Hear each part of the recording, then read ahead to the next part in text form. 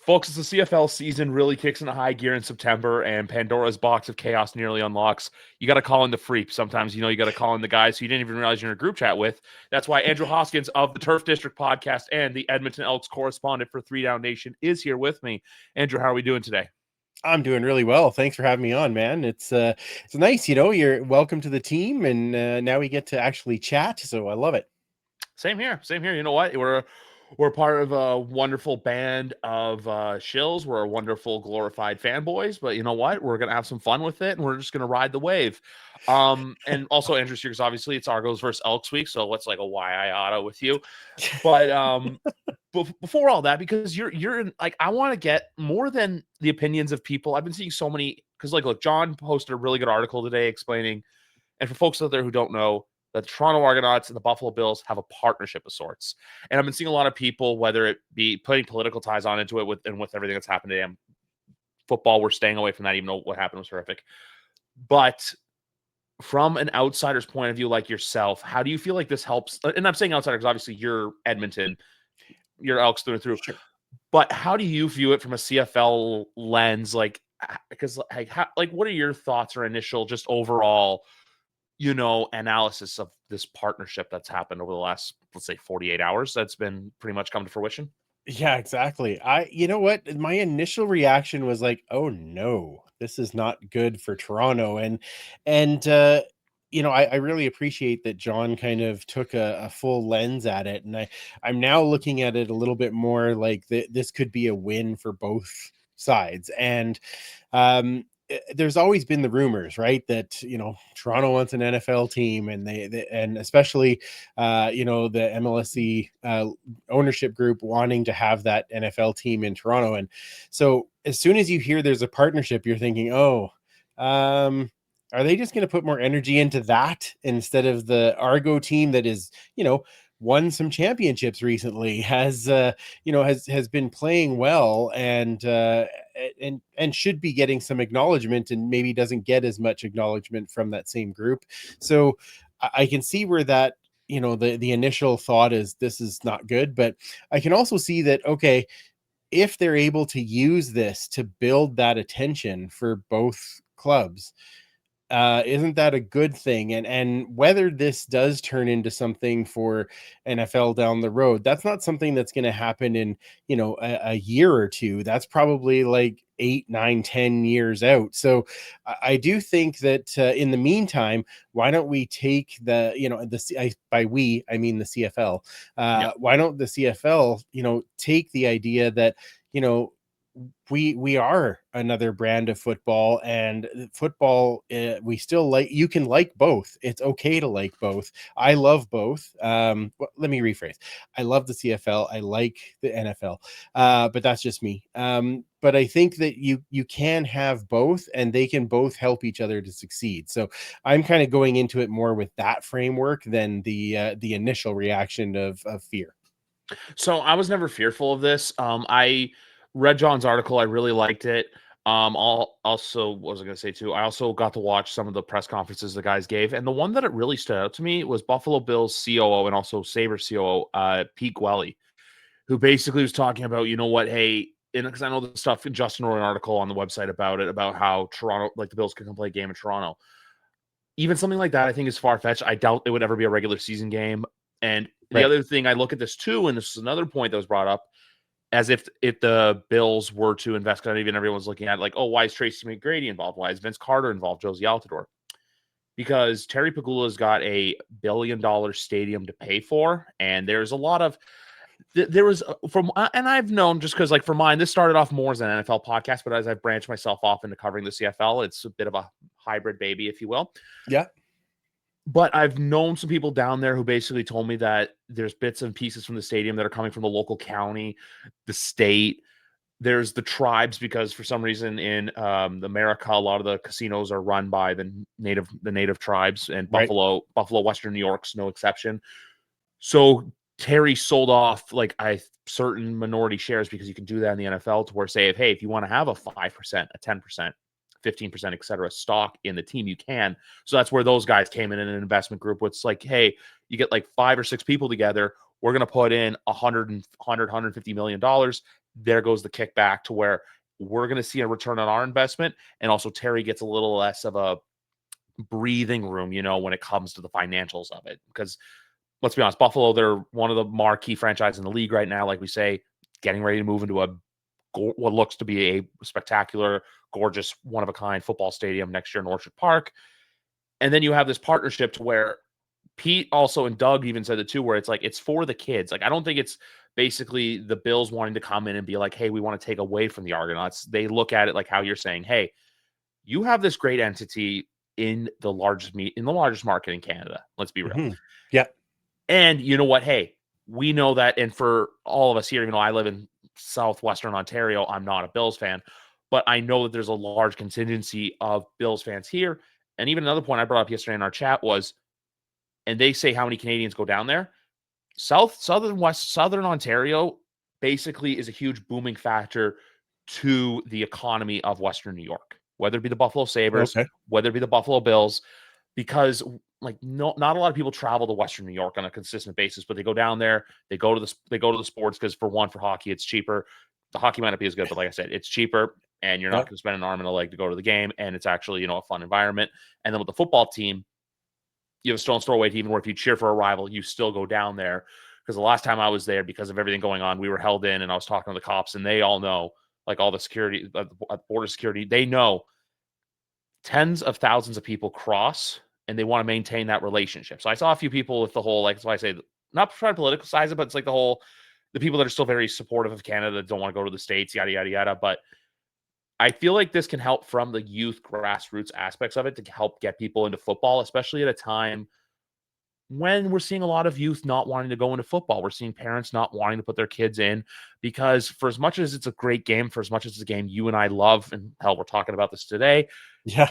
there's a lot of parents who don't want their kids to take the risks of, what could happen if you take, a couple bad tackles, headshots, etc., to where it's them basically saying, hey, we want to help grow the game. We want to help mold that next generation because we all know with football, it is becoming safer and safer. And my last point I'm going to make is I do agree with you. If there's the NFL, I feel like expansion's been a thing I talked about forever. I feel like with Toronto, there would have to be kind of like with hockey, how the Vegas Golden Knights worked, where it was, you got to get a stadium built. You Right. got to get X amount of season tickets, which I don't think would be a problem. But I feel like without this partnership, I don't think that door opens. I think if Toronto was just going to come in and be this loud group and say, hey, we want this, not just the Buffalo Bills, but the Detroit Lions could also knock off and say, you know what, hey, we got this. So why would we want another team in another country as well? Yeah, 100%. And I think that there's like you said, Toronto's the biggest market in Canada, but there is other big markets that are also looking for it. So I just don't know that that's a big push of it. Yeah. I love that they're saying it's for the kids. And I do like the fact that in the little bits that I heard, it wasn't about, hey, come see the Buffalo Bills alongside the Toronto Argonauts. It's like, no, you can like football and like Buffalo Bills. And like you said, but you have the Argos right in your backyard that you can go to. And if the Bills are kind of what's the right word here, promoting, I guess, the Argos to some degree in that space, or you have so many people in that space that are really NFL pro NFL and kind of nay on CFL. Now you've got this partnership saying, hey, it's okay, come watch a game, it's still football, let's get you into it. So I do like that part of it, and my hope is that that's really what the goal was with the partnership. That's what I hope my goal is with the partnership too, because I know a lot of people say, like, why don't you just take the money and invest it in the local team? But I feel Yeah. like too, you even have, and I know this is gonna be a really awkward thing to say, considering Toronto's pretty much that team displaced for next season. But obviously, I was gonna say, you know what, it's a chance too for Buffalo fans where it's like June or July or even into August when training camp's going on, where they can go, hey, do you want to watch a full 60-minute game of football? Are you missing the game? Make the 90-minute drive up, watch a cheap game of football. It's a good tailgate experience. You can have a good time. They're doing the game on October 4th against Hamilton, which I know there were some comments made earlier in the year by people about, oh, Toronto Hamilton fans not making the trip up to QEW.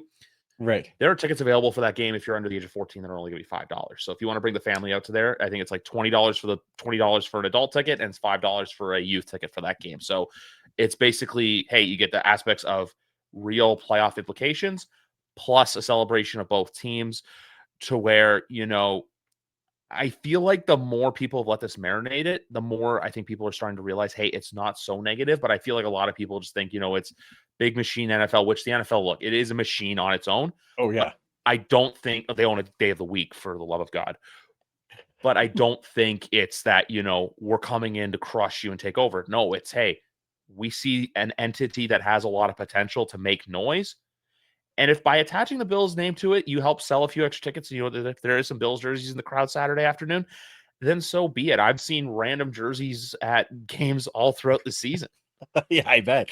Yeah. Well, and I also look at it as um there's so much now where something like this happens and social media explodes. It's all like, oh, this is going to be the worst thing ever, and oh my god, the sky is falling, and oh, this is all going to be horrible. um Other than saying that they've partnered, they haven't done anything else yet. So Nope.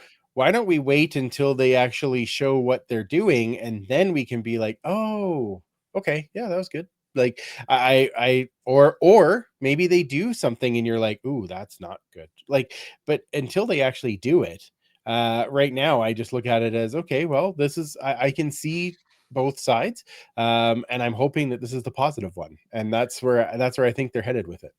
Absolutely. And I even saw some people too going online like, oh, why don't you just host the games in Buffalo that Toronto's missing? And I'm like, that's way too much of a logistical nightmare, getting Right. people over the border, Hmm. ticket conversion prices. Obviously, they have the football stadium. I don't think they would want playing in there. And for lack of a better word, changing the goalposts, expanding the fields, mucking up the field, where they're waiting for their golden goose of the Buffalo Bills to be the first football team to play a game on that field next August in the preseason. Yes. But my thing with that too is just, and besides, look, them obviously having to play a road game somewhere else, I think if you were to go to Buffalo, there's just a lot more logistics to that of, hey, getting people over the border, work permits, et cetera, to where it sounds like a fun idea until you realize that, hey, it's not just as easy as we're going to do football games here. Oh, but wait, That, we have a laundry list. We have a laundry list of logistical issues we got to worry about. Meanwhile, you plop it, Regina, Winnipeg, and Hamilton is what it is. right, exactly. And is it ideal? Absolutely not. Nope. But is it, is it a workaround? Yes. And is it something that likely benefits the team more, being that those are markets that people come out to games anyway? Probably. Um, and so I can see the argument there. I guess there is some arguments where I would say, okay, we'll try and keep it closer, like Guelph or something like that. But and we saw that a little bit with BC way back when they were building BC Place, and then they were at Empire Field, or Tempire as they called it, and and that works too. But I think in the big picture of it, um, this is what happens when you bring a world class tournament like the World Cup Yep. to Canada and the US. Some other things get displaced, and I feel sorry for Argo fans because I want them to have those home games to see their team. I know, I want that too. I'd be upset if it was my team going away. But I do think that then, but am I one of those people that's also going to a World Cup game? Because I'm never going to get the chance to do that again. So maybe there's a balance there that you got to kind of think about. That's what I think about the World Cup. That it's really a once in a lifetime event that I don't think will. It's going to be 1 year. It's one season that's getting affected to where it's let them host their event. It's not like the Honda Indy where all of a sudden they're saying, "Hey, we're moving this way. We're moving out of the city completely for the foreseeable future." No, this is a chance to make BMO Field a great stadium. It's a chance for the world's eyes to be on Toronto. And it's just one of those things where, like you said, someone's got to be at someone's got to get the short end of the stick. Unfortunately, it was the Argonauts, but and we'll see where it goes. But I like, and also I know like everyone's kind of tying two and two together, but I don't think it's really about that. I think it's you make a safe haven for a place to expand the Bills into Southern Ontario, especially with them the NFL expanding into more global markets. We had a game in Brazil on Friday. We have a game in Ireland coming up at the end of the month. Mhm. and even Madrid this year too is getting a game. Germany, England, etc. Next year, I believe they're going to Australia. But with this now, it's a chance to where, even though yes, it is more exposure for the Bills, if they can get a couple people from Buffalo to come up and say, "Hey, what's this Saturday football?" I know college football's on a Saturday, but not everyone in the world's exactly a college football psychopath, to where you can come up and get them to say, "Hey, this is fun football. Like, these people are into it. These people are diehard." That obviously it's not the same level of tribalism that's in the States, which is a reason why I've come to love the CFL. Like, Mhm. I can be honest with you, I've been to one Grey Cup in my life. That was 2 years ago in Hamilton. And Okay. I loved how at the convention center there were the houses for each different team, but there was fans of all the different teams in there, no matter if they're the rivals or not. Like, seeing Rider fans with the Bomber fans, et cetera, to where it was, instead of like, I hate you, you hate me, you're wearing the jersey of this team, so I should fight you. No, it was a last day of school feeling that I really, it kind of like not warmed my heart, but it kind of made me appreciate, get a greater fondness for this league up here. You know what? Everybody that goes to the Grey Cup, I think that's where they come out of the Grey Cup. If their team was in it or not, if the team they were cheering for wins it or not, what they talk about is the parties, the everybody getting together. Thursday night at Spirit of Edmonton room, that's homecoming, and all the people that you only see once a year at Grey Cup, where it's not uncommon to at Spirit of Edmonton, you have a group of people that you can see every team jersey in that circle of everybody talking and hugging and being like, hey, we're getting a chance to see each other again. And I think it goes, and some people recently I've seen, like, they kind of poo poo this phrase or whatever it is, but we talk about the CFL family. And I Yeah. think that's what it, like you said, it's like the last day of school. It's like everybody's like, hey, we're all in this together. We love this league. Yes, we want our teams to win, and when the game is on, like, how dare you talk bad about my team? But when we're hanging out otherwise, it's like, what are the great things that are happening in this league? And did you see how this player from this team, who's not on my team, but he just stood out as an amazing player this season? And that's the kind of stuff, that's what drew me to this league. The game itself obviously is to me is amazing, but it's just the people and knowing all these people and being able to feel like you're part of something bigger, where yes, there's rivalries. Ryan Ballantyne on our group, he comes on my show once a year, just to play a heel, and he does it really well and drives us crazy, but he makes me laugh because I know outside of the show we're friends, and I know that it's we jab at each other. That's okay, but it's never been to a point where I'm like, oh, I'm gonna, like, I can't even be in that room with that guy, like, that's part of what the CFL is all about. And I think more people need to experience a Grey Cup to be able to know what that's like. Absolutely, and I love the phrasing of the word heel, because the W in the title stands for wrestling, as this all started from a wrestling YouTube channel when I was a 19-year-old kid. Um, yeah, that's Yep. that's me. Sports loving, football loving, wrestling loving guy. That's who you're talking to right now. Outstanding. Yeah, absolutely. Yes, it is. Going back to last week, obviously we had 4 great games. We Yes. could talk about all of them. We had the crumb back. We had Hamilton team get right. We had a Saskatchewan team, which I will still say this with Saskatchewan. They were an underdog, and I'm like, right away, I put my money on them, and I won my money. You take the best team in the league at plus money. But it's your Edmonton Elks that were the big surprise of the week. What do you think went right for them that went wrong for them on Labor Day to get this win against fierce rival in Calgary? Well, you know what? A couple of things. One is the guys up front, the O line struggled on Labor Day, and part of it was, Cody had to hang on to the ball a little bit more. They had two younger receivers in there, that in Benjamin Victor and OJ Hilaire, that OJ Hilaire had only been there like not even a week. He's trying to learn the playbook and play a different position. Like, he played two different positions, Cody was telling us. And it's just like, how do you, like, it's tough on that, right? But they couldn't get that run game going. And Yeah. obviously for Calgary, losing Hutchings coming into the rematch was a big deal. It definitely helps their running game, but I think Edmonton was able to scheme better for that. And obviously Justin Rankin, ran out of his mind on Saturday, which definitely helped. I think the other thing is that this is going to sound funny, but we lost Jake Seresna, which of course is a huge loss on the defensive line, but it made the other guys have to step up. And I feel like the challenge came from Mark Killam. The challenge came from Coach Maxey to say, we need to step up in the absence of basically the defensive leader in Jake Seresna. And that defensive line probably had the best game they have had so far this year. And I think it was a game changer. I don't think Calgary was uh they didn't know, they don't usually face that much pressure. And Vernon Adams is rarely under a massive gun, whereas I found this game that was a big difference. And so you add, again, it's the defensive line, it's the offensive line, they just really turned out to have better games, and that's what turned the tide of this game.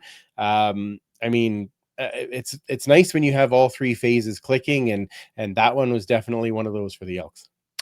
Yeah, because that's the one thing I always said about Edmonton going into this year, where I was like, I don't know if it was going to be the year. I never played it out the way it did. I just always looked at it as the West was truly going to be the wild, wild West. And that's pretty much what this year's proven to be.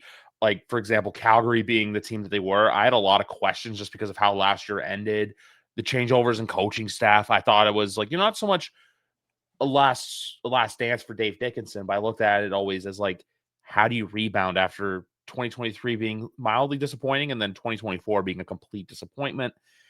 It sucks that they lost flow as well on that defensive line.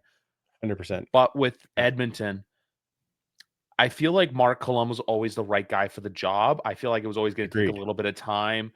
I feel like now too, with question marks of what are the Lions going to be next year? Because the Lions have been such a weird, badly defensively wild card this year. What is Trevor Harris going to be the Riders' quarterback in 2026? It's looking like it's not going to be Zach Collaros in 2026 for the Bombers at this rate, which, look, all the power to him. He's won 2 championships here. He's been in 5 straight Grey Cups, but you look at hits like that. You look at when icons of the league like Milt Stegall are coming out publicly and saying like, hey, you should retire. I'm not saying he should, but like when you have that, when those voices start to get louder, you almost got to think, what is the future of a Bombers team that hasn't looked like the Bombers this year, to where your Edmonton Elks have that perfect opportunity to, just slide in there with, a resurgent Calgary. With, I will still say the Riders are going to be a good team next year, regardless who's at quarterback. I Yeah, I know, agree. yeah, and BC, I feel like they're always going to be good. It's just I don't know if I can label them as contenders if their defense is going to be as goofy as they have been this year. To That's a good where, word. yeah, They are goofy. yeah, like the game against Toronto was just one of the weirdest things. Where 3 weeks ago, excuse me, the Toronto's last home game, where it was like, oh, look at some plays, and then there's some plays where it's just like, oh, you're letting oh, there goes Dejan Brissett for some touchdowns. Oh, there Yeah. goes Jake Oh, Verslow for some plays. Where it's just like, even last week against Ottawa too, I'm like, I picked BC minus 5.5. I was looking swell. I'm like, no, I'm not even sweating this. I put it on, and then all of a sudden it's what the crumb went on in Ottawa. wasn't it 18 points in the fourth quarter? Like, it was stupid. Like it was, yeah, that it I gotta look was. that up. I didn't even know. I was sitting back and I was thinking the same thing because I had BC picked, and I'm like, great, okay, I'm gonna get some. I'm gonna get. I'll at least get a little bit. Back in the pick'ems a little. Nope. Like, Uh, wow. I also think you and I are wearing the same Apple Watch band as well. So just Yep. yep. Yep. We're, twinsies. Yep. It's good Yes, to that's be. we are. Yeah, they had 31. So out of their 34 points, 31 of them were scored in the second half, and 18 were scored in the fourth quarter. Yeah. Meanwhile, BC scoring 6 points in the fourth quarter. That, my friends, is called losing football. But That's no, correct. with Edmonton, though, I feel like even this year, if it's not their year to get in the playoffs, because like, look, if Ottawa beats BC again this week, or whatever happens with Toronto, Edmonton, there's a chance that it's just gonna, like I said, Pandora's box of chaos is gonna reveal itself. And I think I would say right now, I feel confident in saying the Riders are going to be number one in the West. But besides that, I feel like Hamilton can be number one in the East. But at the same time, too, Montreal's getting healthy. The Argos are kind of an enigma right now, to where I don't know if they will, because their last 3 games are, even I would actually say this, their last 6 games the Argonauts have is essentially playing playoff football from now until the end of the season. It's the same thing. I think, like, Absolutely. I feel like for all the clubs, it's just really, at the end of the day, like for Toronto and Edmonton, it's, can the early season woes really come back to bite you? Like, I know the expression season doesn't start till Labor Day comes into play, but it's just, can you make up for what you did from June to August? That's just the big question mark, I feel like, with Edmonton, with Toronto, with Ottawa. Montreal will give a pass to because of injuries and because they're getting healthy. Of course. Yeah. But if Montreal goes out there and we'll get into this, if they get waxed on Saturday night, that door kicks down, regardless of what happens to Ottawa and Toronto. Yeah, absolutely. I do think you were talking earlier about, like Mark Killen being the right guy. I 100% believe he is the right guy.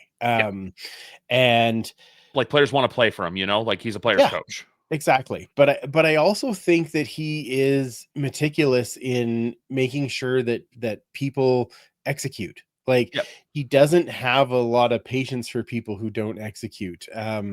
And it's not that let me rephrase that.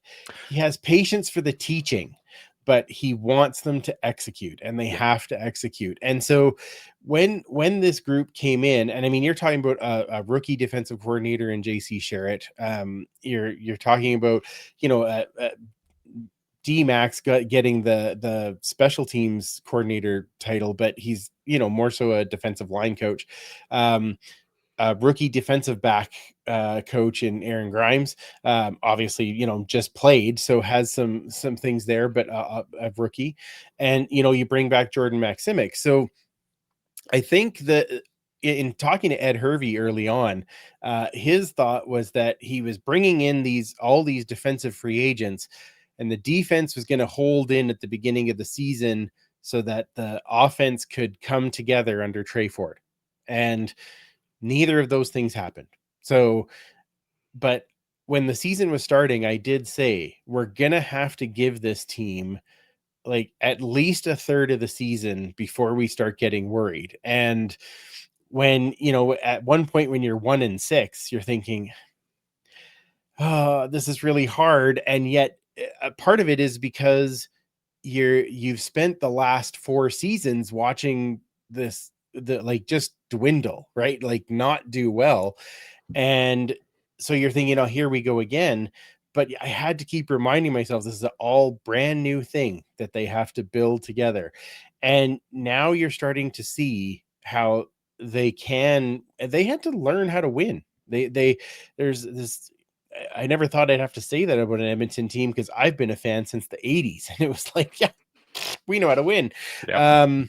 Everybody hates me for saying that, but we did know how to win. And it was like they just lost that completely. So you see it start to come back now, and you start to see that. And you're right.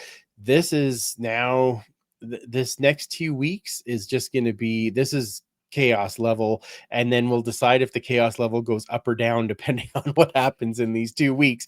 You talk about the game of, Edmonton against Toronto.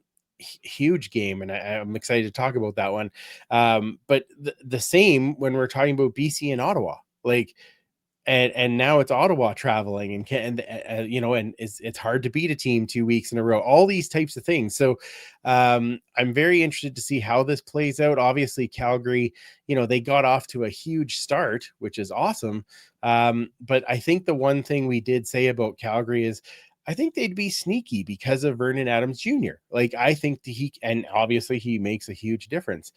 But if they start to get injuries, then what happens? What's their depth like? And I think that's what's going to be challenged in this last little bit. Saskatchewan, I agree with you. I think that they might as well lock up first. But who's going to be second? And I think it's Calgary. but it depends on how this next little bit goes. And of course, that last 4 weeks of the season, they're all playing interdivisional games, so it's everything can change. And it's just like I'm ready to be on some wild kind of roller coaster over the next 6 weeks. And the only thing with Toronto that doesn't concern me, but kind of like where I say that did you shoot yourself in the foot too early, is the fact that the last week of the season they're pretty much going to be scoreboard watching to see, you know, are we someone coming to us November 1st? Are we going here? Like the Right. crossover, which is a real thing this year. I think that's something that shouldn't be ignored. To where, it even adds up to where everything from this week, it really is choose your own faith. It's what path are you going to go down? Are you going to go down the nice path with the clouds and sunshine and rainbows, or are you going to go down to the haunted house path and to the missing the playoffs? It's really what split path are, because we know 6 teams are going to go this way and 3 teams are going to go this way. Yep. But what Yep. 6 go And this way? What I would say, what 5 go this way? Or actually, there's only 2 teams I would say, or actually, no, I'll say 3 teams right now. I'd probably pick that I feel like I can comfortably say will be in the playoffs, and yep. that's Sask, that's Calgary. I feel like I want to say Hamilton just because I I don't, but I don't does like, it hurt that you have to say it, Hamilton? But it's like it doesn't hurt. It's just like I'm gonna say it, and then I like the shirt I'm wearing is gonna like I'm gonna like it's gonna like I'm gonna start to like flame up, or like the Box J boys are gonna like break through my window that's like right up here right now. Just start with like I'm scared of Hosky. I'm like, oh, for the love of God. yeah. But yeah, so that's what comes into play. I think you're right, though. I think those 3 are high. I would give them a pretty good chance of making the playoffs. The I guess the wild card to me is, does Davis Alexander get healthy for those last 5 games? Does he? Obviously, he's not playing this week. It's MBT this week, but does he get? If he gets healthy, man, that Montreal team is a different team, and that could be rather interesting as the final stretch goes. But and I mean, and Toronto, it's like the last 3 weeks, it's just like a different team. Like they're really connecting on the offensive side of the ball, but the defense is also not completely breaking down. Like they have their moments for sure, but there's definitely much more intensity on the, and I mean that Labor Day win was huge, right? So going to be interesting to see how this race happens. And with that being said, we're going to hop right into the week 15 picks. As always, if you want to look your best, if you want to look like a gent, wear the hat like I do, polos, pants, shorts, quarter zips, jackets, you name it, Gents Boutique. Promo code CFL 2025, link in bio. Hamilton and Winnipeg. The thing that intrigues me most about this game from a betting standpoint is the fact that the Ticats are a 7-point favorite. I know they completely waxed and just embarrassed the Alouettes last week. And I know there's no Zach Collaros. It's going to be Chris Strevler. But this has nothing to do with the team I cover or like anything like that. Mhm. I just can't see a world where without Collaros, the Blue Bombers completely break and just get killed at Hamilton on a Friday night. I know Hamilton, look, they've had their last day and they're on a 2-game home losing streak after the Liram Hairolahu walk-off field goal. But I think they'll still pull out the win. I just think this is going to be a closer game than I think a lot of people are leading on, because I think Winnipeg has the players to still keep this game close. And if they learned anything from what Toronto did defensively in that game, Winnipeg can copy an exact same defensive game plan against the Ticats Friday night. Yeah, I agree with you wholeheartedly. Hamilton, I think they do find the W, but I use the word find on purpose. Like I do think it'll be a lot closer. Strevler seems to be, when he has that week of preparation, there always seems to be those 5 or 6 plays that you're like, oh, okay, I didn't see that coming at all, and it tends to turn the tide for Winnipeg. The other part that I find is Winnipeg's defense. Not to say that they played poorly when it was Zach, but they knew they almost had like a comfort zone, and when Yeah. it's Strevler, they just play better. So I think this game, the split between it is probably 3-4 points, but I will give it to Hamilton as well. Yeah, like I said, I just think this is the game that Hamilton does need to win. But one thing I like to look at, because the last full game Chris Trevor started was against I believe it was the one against the Argonauts on the Friday of the long weekend. That defense came to play. Willie Jefferson had an Yes. unreal game. I think he had like 4 sacks, a bunch of pressures. His guitar was just, his banjo Didn't he have a guitar was bunch of just, knockdowns in that game? Wasn't that it? He was that doing was the it. oh, it was just the knockdowns were crazy. Yeah. Yeah, it was knockdowns, my bad. But he was just on one, and even that game too. Like Cam Judge is a pick six. Trey Vival Hmm. comes right back with a kick return. Trey Vival with another return touchdown on the night. Hmm. Winnipeg did everything in their power to lose that game, but then it's just Toronto, did everything in their power to lose that game as well. But with a game like this, I just think this is a game where the defense comes to play. This is a Winnipeg team too that, even though the record's been wonky this year, they've also lost 2 games in a row to where they're going to leave everything out there, because their defense is also one that will punch you in the mouth, and they'll smile at you while they do it. Oh yeah, 100%. Yeah. Yeah, like Retta Cramdy doesn't hit lightly. And I just think they've continued to be a good defense. I don't think that they're as dominant as they once were, but I do think that Willie Jefferson can still put this defense on his back. And when you got like Tony Jones playing as well as he is at middle linebacker, yeah, they're definitely going to put some pressure on. I just think that Hamilton's offense, when it clicks, it's pretty hard to. It doesn't really matter how much defense you have, and Bo's definitely better at getting the ball out quicker, which will help a little bit with the knockdowns and things. So it great battle between that defense and Hamilton's offense. And the other battle I'm more looking forward to is, how does Winnipeg's offense play against a Hamilton secondary that's been a little questionable? Like Labor Day, they got Yeah. Katsatonis back, they got Peters back, but the Argos still found ways to get the ball out and just, quick play after quick play, and just burn a defensive unit that the last time they played really got the better hand of Toronto. So, like I said, I think we're both in agreement. Hamilton gets the win, but Winnipeg covers the spread. Yep. And then Friday night, it's a rematch, Ottawa versus BC. I think this is another game where it's 8.5. 8.5 for BC. It's 8.5 for the Lions, but Holy this jeez. this is a game where I think what the opposite of early Friday night could happen late Friday night, because this is a BC team looking to get back on track. 2 really bad losses. They know their Mm. life's on the line. Their defensive coordinator's job security is really hanging on by a thread. I don't know necessarily if he's going to get fired, but there's a lot of Lions fans who are not happy with what Mike Benavides has been doing with the defensive play calling. I think if you are the BC Lions, this is the game where you have to go and show the world we roar loud. We're not meow, Yep. we're like You're the not claws what come again? out. What? Yeah, exactly. Yeah, I Um, roar louder, but my dog's sleeping right over on the couch over there. I don't want to disturb him. that's fair. That's Yeah. fair. I can appreciate that. Um, no, I agree with you. I think BC wants to show that they're not what they have been the last couple of weeks, but um weird last week too, right? Like that miss by Sean White. I'm Yeah. like, what is going on? Like something is not right in in BC if that's the case. So um no, I do think they want to do that. And of course, Ottawa now having to travel the 3 time zones over to play, and this is a late game. Like for Ottawa, this game is starting at 10 o'clock at night for them. Like that's a tough thing to ask, to be able to play a game basically from 10 until 1 in the morning, Yep. and against a team that's really trying to show their home fans that it's worth it to be behind them, and their embarrassment over the last week, the second half of last week.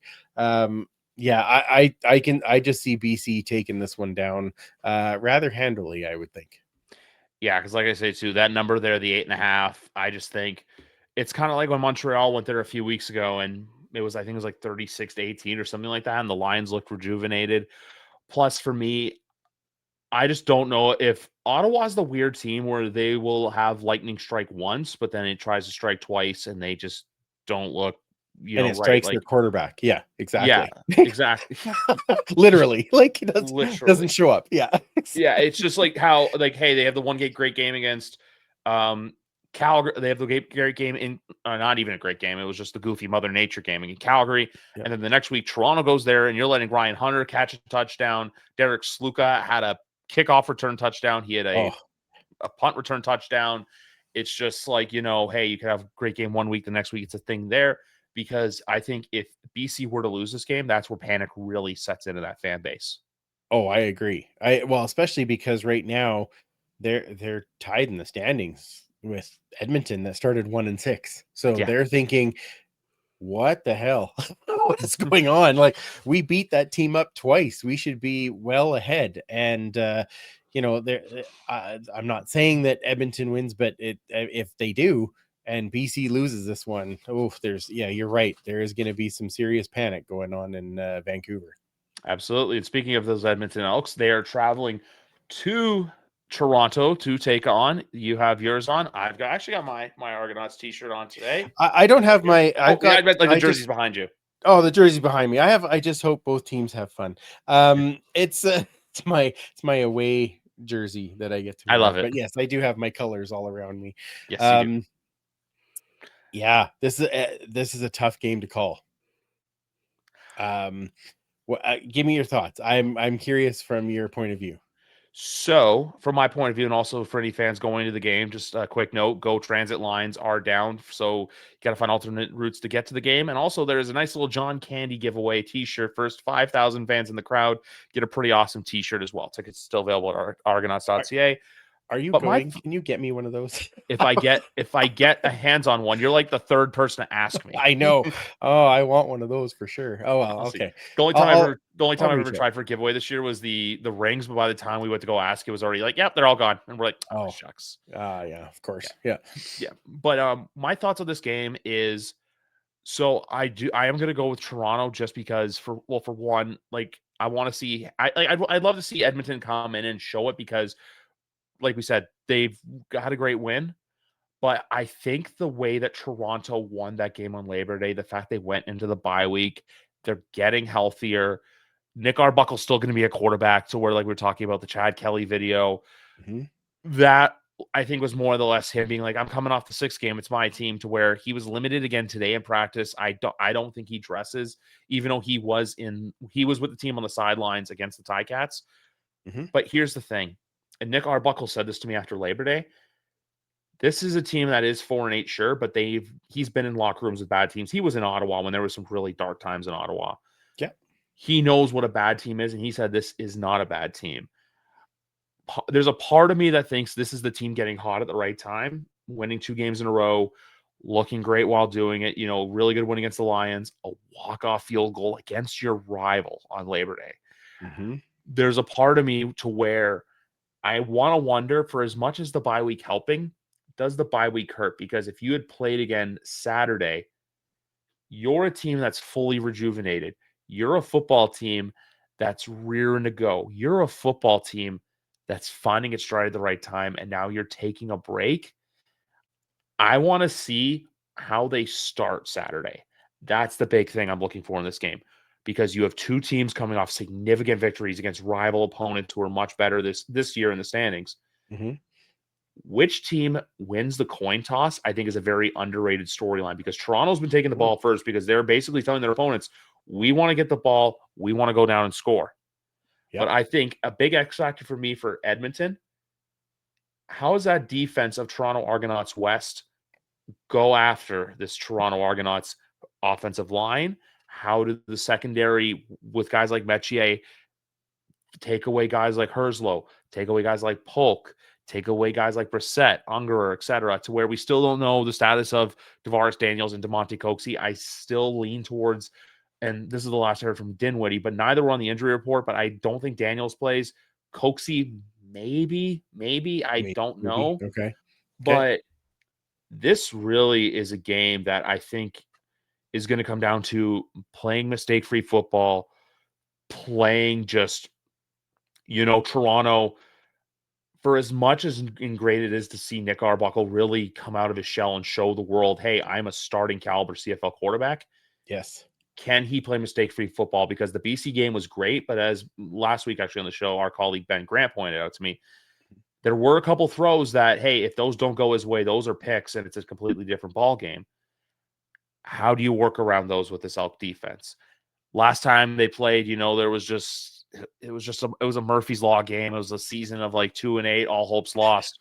Fast forward a month now, and like I said, whoever wins this game, you're either having an Edmonton. I feel like for as much as I say Toronto can win this game, it would not shock me at all if the Elks come in and win this one. It would not in the slightest, because they have both teams are playing with a chip on their shoulder, but Edmonton's really trying to show we're no longer the doormat in the CFL. We're a team that's, hey, back. We want to get back, not back to the 80s, because obviously, Oh yeah. look, Yeah. there's still ways to go, but like, hey, we're the Elks. We're coming in and we're going to, pop. We're going to punch you in the mouth for it. The only other thing I'll say about this game is the spread is 3.5.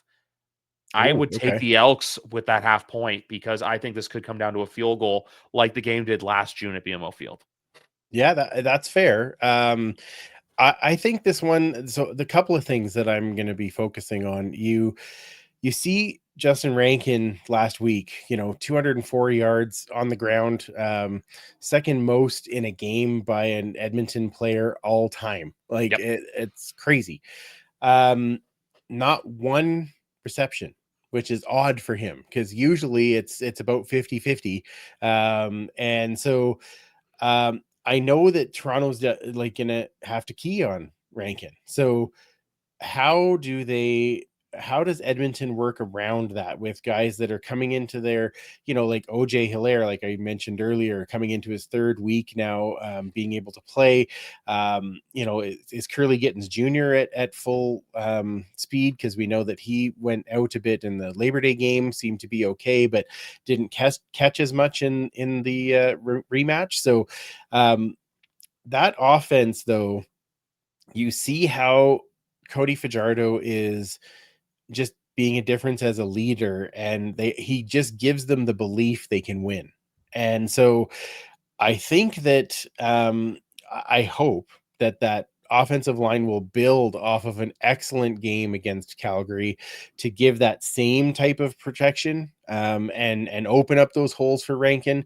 If Rankin does that and then gets that gets into on the passing game, the last game they played, he had 174 yards combined against Toronto, and 204 last week. So he's ready to keep showing out. So I think that's going to be a key for Edmonton. But the other part is that Toronto's found a bit of a running game in Spencer Brown.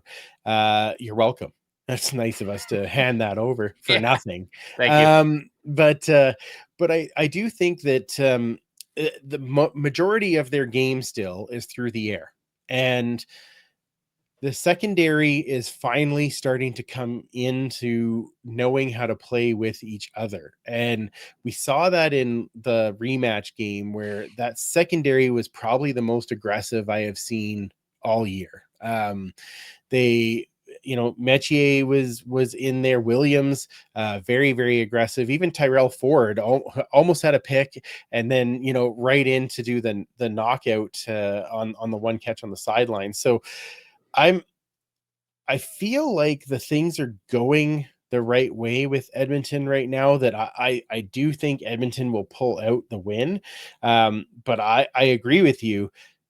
This could go either way, and I think it'll be very close, because if Toronto does get that passing game going, I think it could be a long day. But I think that even if Edmonton is down early, that's what happened against Calgary. They it was weird. That's the rematch. They win the coin toss and deferred. I'm like, what? And then Calgary gets right down and goes on the board, and I'm like, oh god, this is going to be awful.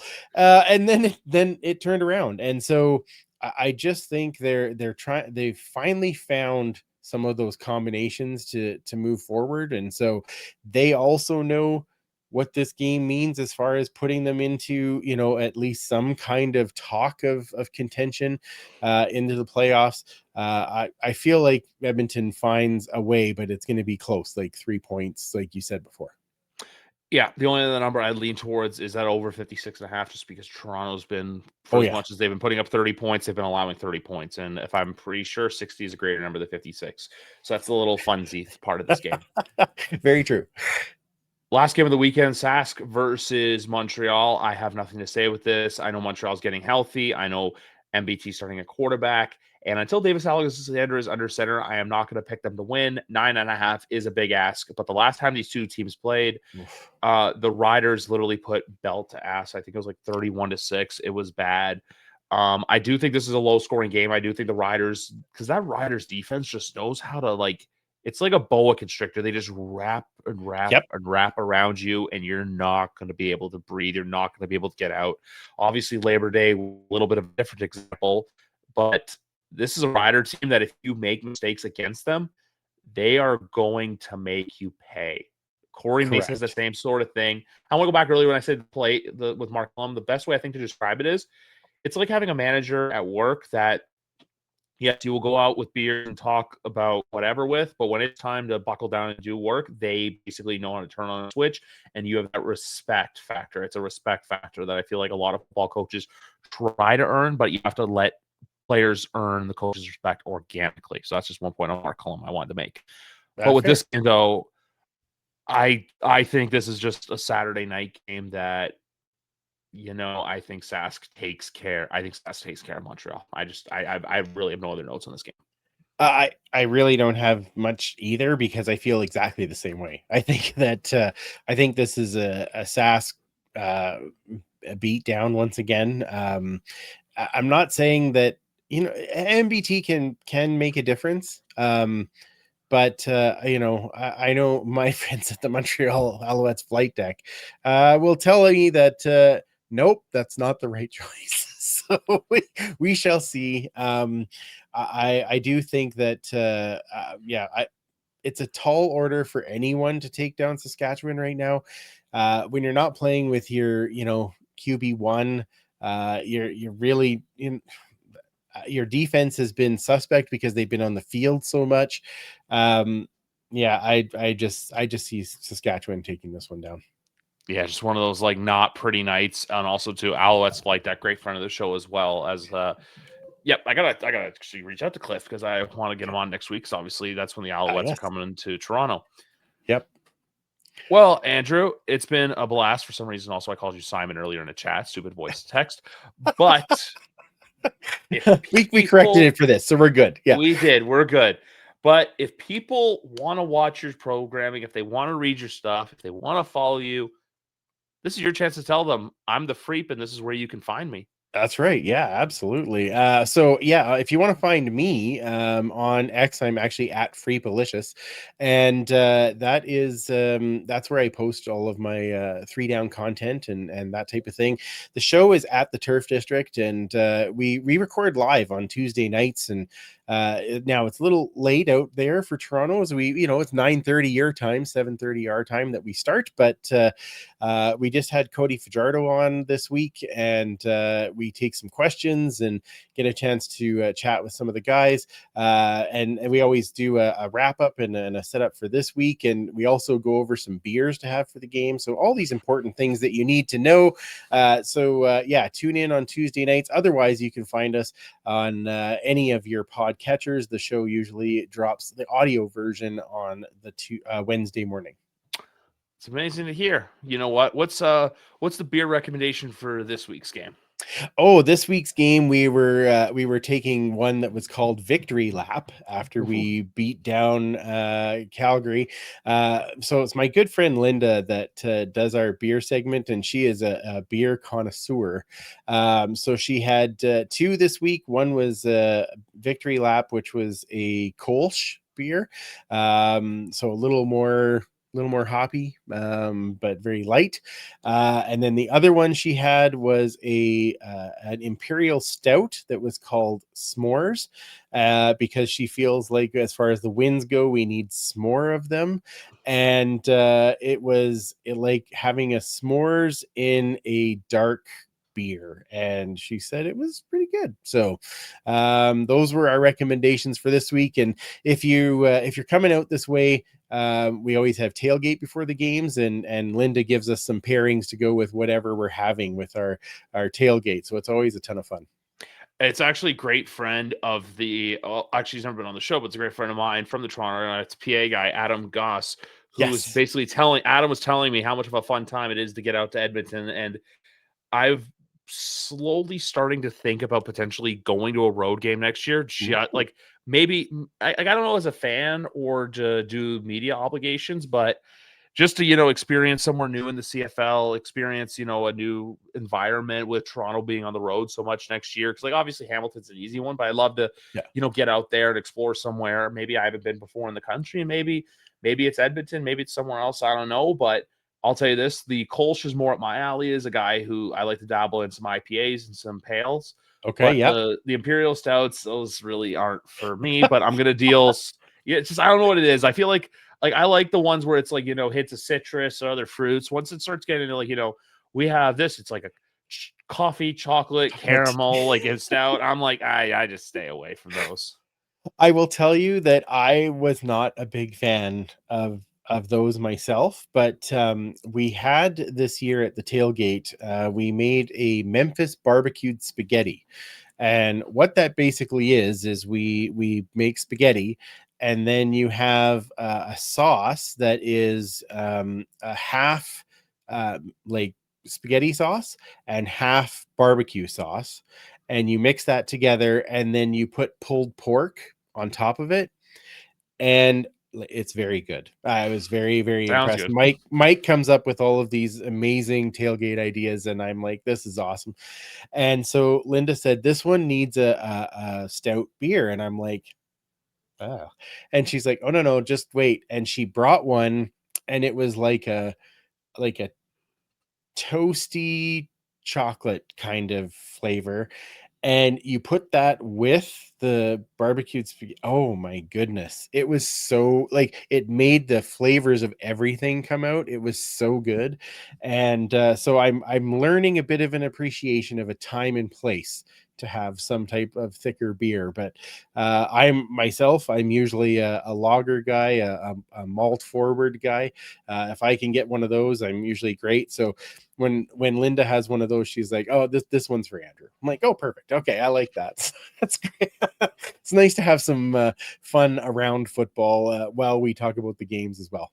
And that's what we got to do here today. Yeah, Andrew, you and I, we had the blast. We got to chat it up. Now I always try to find like new people. Now that I'm a part of the Three Down family, it's kind of like, hey, I can little nitpick to where it's like, hey, for Ottawa, from like obviously I have my Montreal people, I have Toronto people. Ottawa, I'm still trying to find someone, even though I know I feel like Santino's time. I don't know what his timing is, just because obviously yeah, he lives in a a little very, ways very away. different part of the world. Correct. And you know what? Now I have a fan I didn't know if I was ever going to connect with, but I got an Edmonton Elks guy in the Freep. So See, all is well in the universe. and But then when anyway, you yeah. come here, we come to the tailgate. We'll Mm-hmm. spoil you. We'll make sure you're Yes. fed.